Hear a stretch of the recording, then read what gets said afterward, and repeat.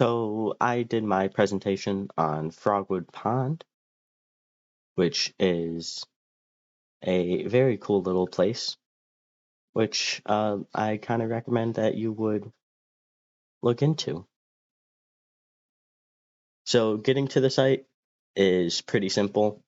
We are up in the top of this screenshot, and you just take some roads. It's not that far. It's only about a 10-15 minute drive max. So this is when you get to the site, you would park in this parking lot, which is what you can see here, and you would go through onto this path, which is in front. Uh, as soon as you get on that path, there's three different directions. There's one to the left, one forward, and one to the right. You would want to go to the one on the right because it's the easiest to get through. The reason why is because of puddles. It's just swamped right there. And so this is from that right. You can kind of get through on the rightmost part of it without getting your feet all that wet. So this is on the left, a continuation after you cross that puddle of where you're going, just on this path. On the right is where the left and center path sort of lead to, which you can tell is just a big puddle. You can't really get through unless you just have waterproof shoes on. Back to the left picture, you take this path and you follow it, keep following it up to the top of that hill that you can see. And when you get to the top of that hill, you will see the actual pond itself, which is normally pretty clear water, but it happened to be raining the day before I took these pictures, and so it's super, super muddy right now. Some seasonal changes. This is about a month's difference in time. On the left there, you can see the early to mid-fall stage. And on the right, you can see the later fall stage where all the leaves are gone. So some different signs of animals that I've seen. There's this coyote scat, which is just full of all sorts of different hair and whatnot. There was a beaver dam, which is probably abandoned because of simply the amount of water that's flowing over the top. You can't really see it in the picture, but it's super obvious once you are actually at the place. This is a picture of a deer hoof print, but unfortunately my camera didn't pick it up all that well. It didn't pick it up terribly, but it's not that easy to see in this picture.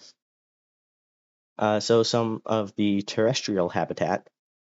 So this pond is located in sort of a basin area.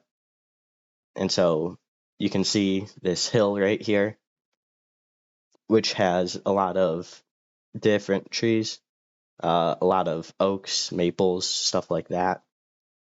All super exciting. So this is some of the stuff that you find right next to the water. It's real thick.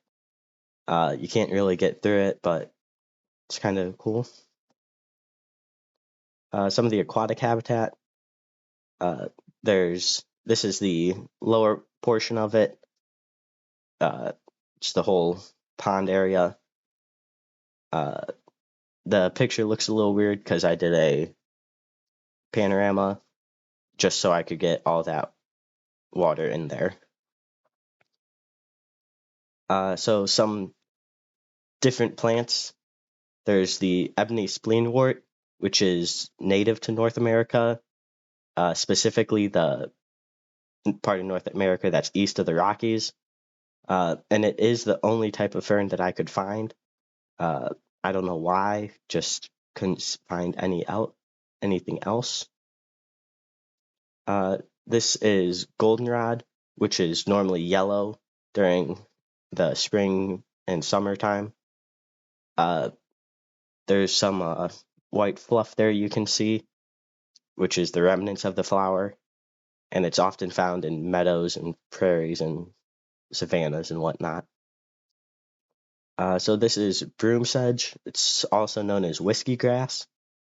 It's native to the southeast U.S., and it goes from the southeast north up to the Great Lakes area.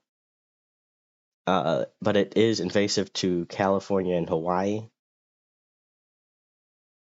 So this is tuberous Jerusalem, native to Asia and Europe, and it has some purple-red flowers during the right season, but after that, it kind of gets this spiky ball on the end of it.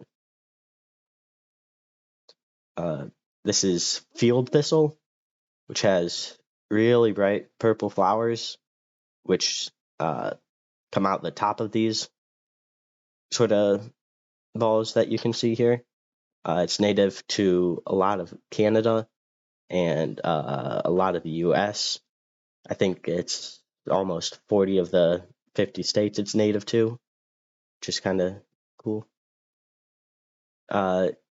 Here's the cattail plant.